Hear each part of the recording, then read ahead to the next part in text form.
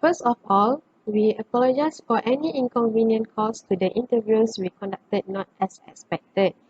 Here, we provide reenactment by substituting the owner of the company to someone else.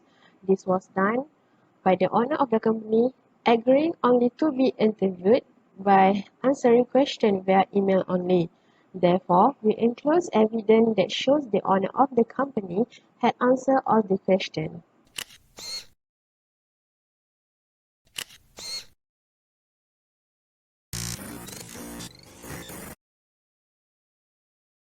Assalamualaikum warahmatullahi wabarakatuh. We start our session. Al-Fatihah.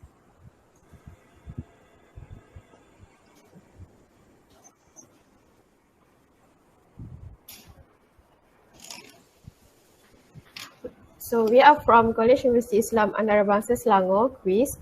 Our purpose to do this interview session is to complete our assignment of subject International Business and Globalization. And my group members have 5 members, and my name is Nur Alina Inisha binti Saleh, and our friend, and my friend. My name is Nur Aina Bila binti Bayhaki. Next member. My name is Atira binti Noman, and my friend. My name is Nur Amira Azhara binti Jahari. And my name is Noani Jaira binti Isam. So first of all, thank you to Mr. Nick Shazwan for his willingness to be interviewed. So we invite Mr. Nick Shazwan to introduce himself and share about the company's background.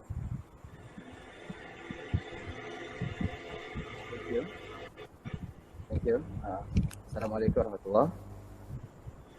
Okay, I will start by introducing myself first. Okay, my name is Nick Shazwan Nick Azam. Currently, I'm 28 years old. I was born from Kelantan.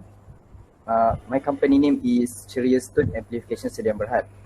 My company established at 2006, although I have been doing this full-time since 2003. My products are guitar amplifiers, vacuum tube type, guitar effect pedals, and other related accessories. My workforce includes 25 workers, and for my client, we have shipped to more than 60 countries worldwide.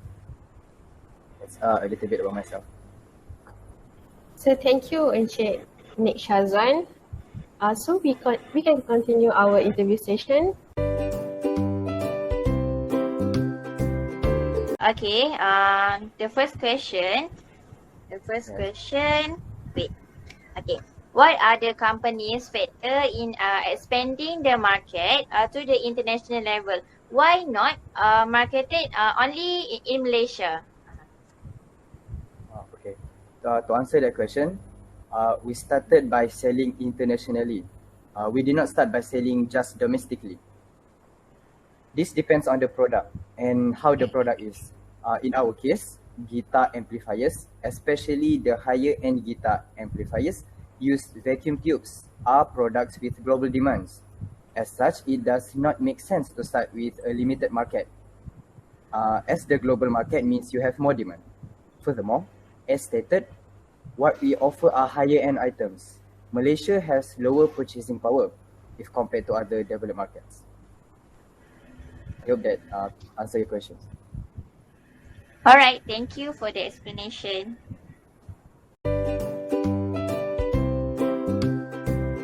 Can I ask you the second question? What skill the company have in marketing the company successfully in international business?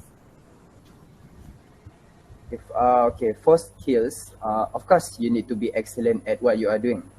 This includes in-depth knowledge in electronics, as well as knowledge that is specific to guitar amplifiers. This does include the history of the music industry in relation to the equipment used, the various artists involved, as well as the application of various design of amps to various musical styles. Having developed products that are comparable to the best, quality and consistency need to be taken care of. This relates to how one manages the production line, including how to ensure the workers continue to strive for quality. One also needs to extremely capable in managing costs, even on micro scale components. This requires knowledge of the industry electronic parts, the various suppliers, as well as careful planning of inventory and purchasing. When it comes to selling, you need to be able to communicate extremely well. You cannot do this well if you are not well spoken in English, which is still the main language for business. It is not enough to just be able to converse well, but you need to know their culture, as that will be reflected in how the communications go, and thus your ability to sell. You do not have to spend time abroad to be able to have this skill, being well read, not just in technical, but also in general literature would give you massive advantage.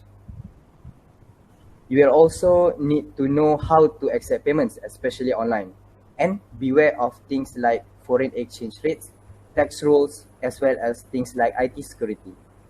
You also must be of high integrity and honesty. Prophet Muhammad SAW was also known as Al-Amin even before becoming a prophet, as God wants to show this must come first. Not like our current politicians, leaders, and some segments of Malaysians, including the so-called Ustads. Screw them. Oh, thank you for explaining. Any other questions? Yes. I want to ask a question. How is managing an international business different from managing a domestic business alone? It's not that much difference, especially if you rely on the open market. If you rely on government contracts, that's different. You can be a retard but still succeed if you use fraud, or we can call it if you use rasuah. There are many examples in Malaysia currently. Other than having shipped internationally and receive money internationally, it's the same. Your success will be on how good your products are and how much value you bring to your client. All right, thank you to explanation.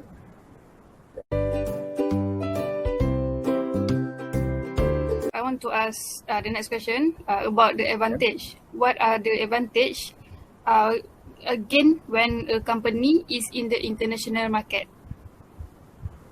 So the advantage. The global market means you have the whole world to sell to. There is no reason why you should not sell internationally if there is demand for your specific products or services. The cost construct and purchasing power of developed markets are different, and this can be of advantage.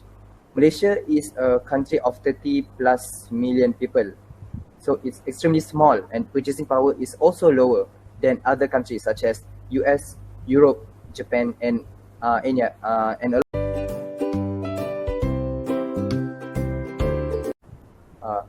other questions? Yes, I want. What are the difference in the challenges faced by companies in managing international domestic market? Can you explain? Okay, sure. Okay. To answer your question, first for domestic markets, as mentioned, we don't sell that much domestically, but some of the challenges for domestic markets includes lower purchasing power, thinking that local made is not as good. I don't blame them. A lot of Malaysian companies do provide shady products, so the perception is sort of justified. However, since we mainly export, it is not our job to educate the local market. Usually, after knowing Mat Saleh use our product, they come around. See, it's not exactly good mentality, but that's how it is. After that, product knowledge. Malaysia is not exactly breeding ground for new music, new tech, or such. Most often, demand is dictated by major cultural powerhouses like the USA. So, we might as well just focus on what the global trend is, as it will come here anyway. Okay, so for challenges for international market is the shipment cost. This is especially an issue after COVID-19 struck. However, it's a global issue, and our competitors are also affected. We basically engage most of the major couriers such as UPS, DHL, and FedEx to serve us, and we let them fight each other for the best rates. Next is market protectionism. Some countries do charge high duties or taxes, and it includes the EU. Sometimes, Market protectionism comes in the guise of consumer or environmental protection through ever-changing requirements and duties. Again, EU. Malaysia through ASEAN or whatever economic grouping there is now should put pressure on such practices. Next is perception. Perception that Asian-made products are inferior in quality are still rife. Again, I don't blame them. I don't blame the West, as it's quite true when it comes to China-made items. Not all items. We overcome this by offering highest quality and craftsmanship. We rarely advertise or market our products, as our clients do this for us through word of mouth. The lesson is, if you provide really good items at affordable prices, for example, good value of your clients, they will be your marketer. And last is the workforce. So Malaysians do not look favorably at technical jobs, especially the likes of electronic assemblers, despite good pay. As such, our current is different than other countries, from which you can easily get skilled workers even for assembly or soldering line, or for more advanced technical staff. We do not engage foreign workers, only locals. But if more and more think being silly on the internet is a good way to earn a living, or if doing business is easy, or that things are easy in general, that might change. We train our staff in-house, and sometimes the training can take years before they can be the final assemblers of amps. So staff turnover is not good for us. This does not mean that we are not capable to farm out the jobs or assemblies to other countries or engage foreign workers. We make our name and sell our products through being known as maker of extremely high quality products. Our workers need to have the mentality, knowledge, discipline to be able to produce this. I hope that's answer your questions. Thank you. Okay. So any more questions? No. No? Okay. Thank you to Mr. Nik Shazwan and interviews for interview session this morning. Thank you for sharing with us. We hope that we can collaborate together in future. We close our session with Kafarah and Suratul As.